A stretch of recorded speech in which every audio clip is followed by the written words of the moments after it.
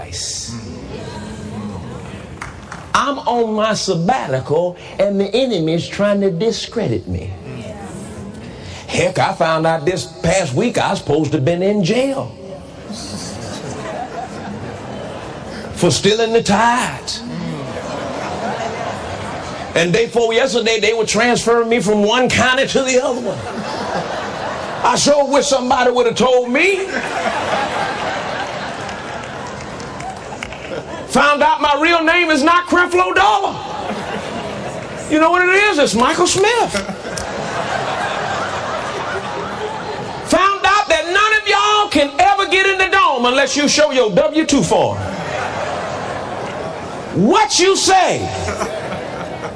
Are you listening to what I'm saying? The enemy has got to discredit the voices of faith and grace and truth because he don't want you to know that you can walk on the water if you can look at Jesus.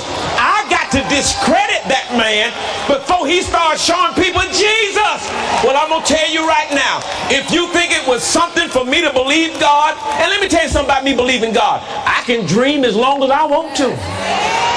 I can believe God as long as I want to. If I want to believe God for a $65 million plane, you cannot stop me. You cannot stop me from dreaming. You can't stop me from dreaming. I'm going to dream until Jesus comes. And here's another thing I want you to understand. That if they discover life on Mars, if you think a $65 million plane was too much, if they discover that there's life on Mars, they gonna need to hear the gospel, and I'm gonna have to believe God for $1 billion space shuttle because we got to preach the gospel on Mars. I dare you to tell me I can't dream. I dare you to tell me that I can't believe God. If I find Jesus, I'm gonna look at Jesus until it comes to pass, because with God all things are possible to him that believes.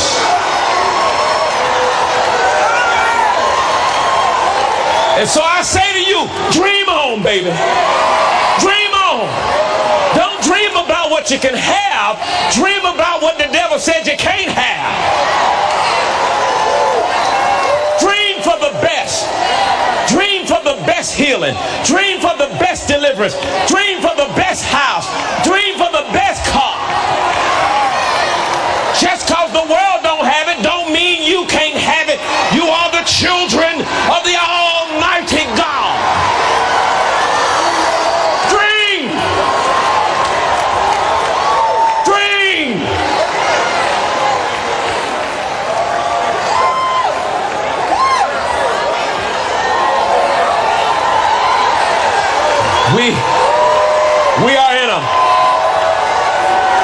We are in the midst of a great fight.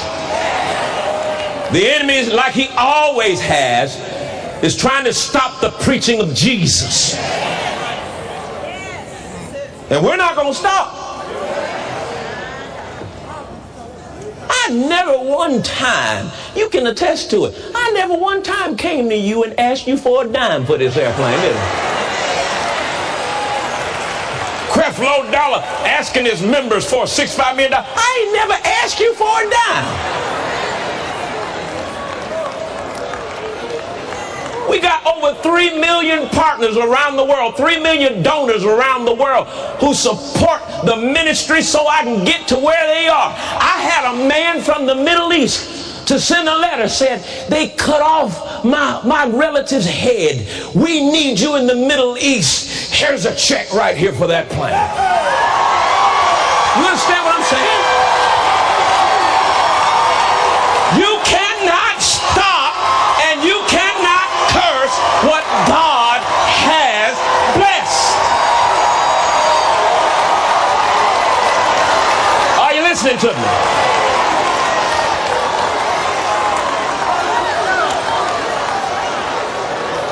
The people that are commenting on the internet don't even know me.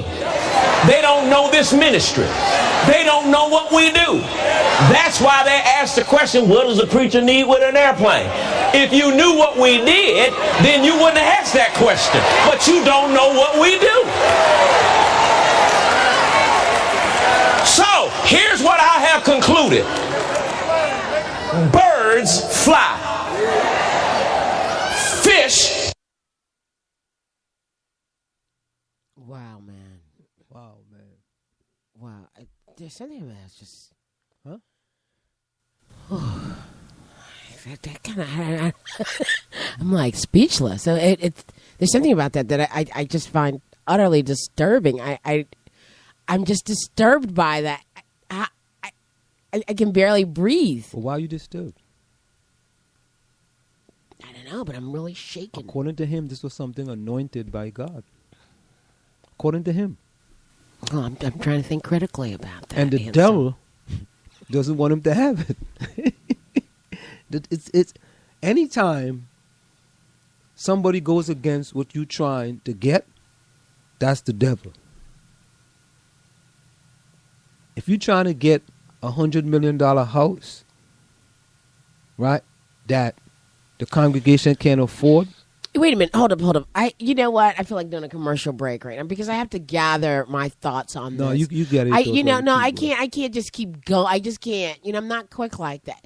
I mean, there's several things. Maybe I should have been writing. I didn't expect it to really move me like that. I'm really moved by that, and I'm sort of overwhelmed in my ability to express my But I'm not. But you so see, okay, it's the devil. So the thing about it's all the about the devil. religious overtone, which obviously it has to be a religious overtone because this is a minister. Mm-hmm. And then there's this like cult of personality thing going on. And then the fact that he is a good speaker and he's charismatic. Most of them are. That's. And I didn't even see him, and you can hear the people in the audience reacting, and I totally understand it because it can get you really riled up. If you sat there and listened to that long enough, you might go for it. But then fall for the okie doke. Yeah, because he speaks so well. I see how a person could be grabbed by that. Got to be open-minded. And his story, it's his way of coming across, and And the but thing then about at the same time, the proselytizing, the missionary work. These are all things that disturb me on a personal level. The thing about it's really stirring. You got to play on people's. It's an emotional roller coaster. Well, no, you got to play on people's. What is it called? Spiritual weaknesses. That's interesting way of looking at that. Because what it is that here it is. Spiritual weaknesses. If you are a law-abiding Christian, and your pastor comes to you and say to you, the reason why they don't want me to have this is because of the devil. Right away, you like, yeah, that's right. Because remember, the devil is evil. The devil. So, but it's just this whole promotion of, consumerism and this whole. But it's I'm seeing it. This is like so many ways. I understand what you're saying. But this is how excellent this guy is. In order for him to turn it against people. And because he doesn't need those people who's not part of a congregation, he could care less about them. They're not part of it. They're not involved. But he said he did not want his congregation to be the ones that he never asked them for any money. He did say that in his discussion.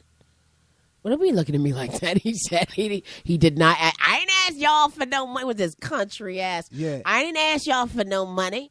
And it's just like the country stuff. You know what? You know what we should do? No, wait. So go ahead. Let's pull up. Well, while you, there's just so many different things that are going on here that keep going. I just don't know how to address. I don't know how to address that. What do you think about this? Why you can't tell me why you're thinking about it while you're pulling it up. But I don't know. It sounds like the okie doke to me. That's what I'm telling you. But you said spiritual weakness. So if you're a good Christian, you're like, yeah, that is the devil that's not getting you to get that plane. Reverend, here, let me give you $35 and add it to the, and then you're asking for stuff without directly outright asking for it. Well, I mean, if you preach in front of the congregation. And Now, were you looking at watching a video? Because I was just listening to the audio. Here it is. So we know this guy is all about this prosperity gospel. Here's the video. Let's go to the video right now. Which one are you looking at? This is the official. What's the name of it? Official fundraising video for $65 million private jet. How many minutes is it? 5 minutes. Okay, cool. Let's Where's he speaking at? What do you see there? Do you see anything? Because he just said he didn't ask his where congregation, right? So let's listen to what. For over 20 years, you've been a part of getting Creflo Dollar Ministries to distant lands to share the truth of the gospel. Year after year, you've helped awaken people to God's love, making a way for them to hear, understand, and apply God's grace to their lives day by day.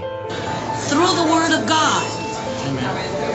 I was just set free today. Every gift you've given, every sacrifice you've made is eternally connected to change in the lives of people. Millions of people, in fact, who have attended churches, conferences, and crusades where Creflo Dollar Ministries has visited throughout the years. We're about to land in Nairobi, Kenya, where we begin the meeting, the crusade tonight. As you can see, we're still reaching, flying thousands of miles each year to change thousands of lives. I am so determined to preach this gospel around this world because people are condemned, people are filled with guilt and shame. They've not come to the place of understanding what Jesus has done. Recently, I was on my way to Australia at the invitation of Planet Shakers to minister, and we were on our way over the Pacific Ocean. And about an hour into the trip, the right engine went out. In 1999, Creflo Dollar Ministries purchased a 1984 aircraft for the specific purpose of reaching the world with the gospel of Jesus Christ. But on a recent trip, the 30-year-old aircraft experienced a mechanical failure. If you lost an engine, especially going to Hawaii, you're stretching, being able to get back to land. And so we was about an hour and a half out when the engine flamed out. By the grace of God and the experience of a qualified flight crew, the CDM ministry team arrived safely in Australia. However, challenges with the aging aircraft continue. As airplanes get older, they get less reliable. The plane's 30 years old, and this is nothing that it's not like a car where you can pull over on the side when something goes wrong. And I knew it was time to begin to believe God for a new airplane. And in late 2014, Taffy Dollar and the Dollar's 3 daughters were aboard the aircraft.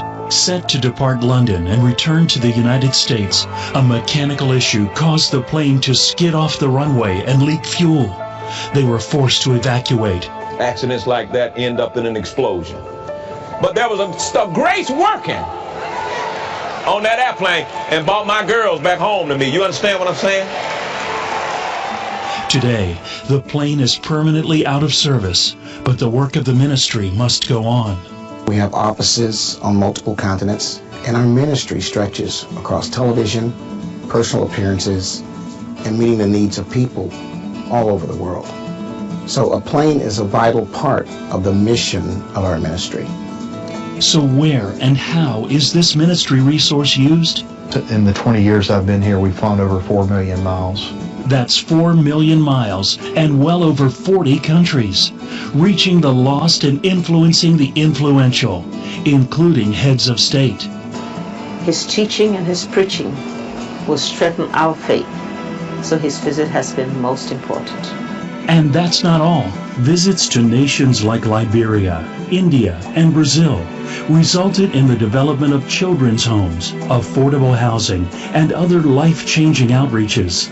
We've been to Brazil and Venezuela, North America, Mexico, Canada, and the United States, Europe, Ireland, Germany, France, Italy, Nigeria, South Africa, Uganda, India, He shared about emotions.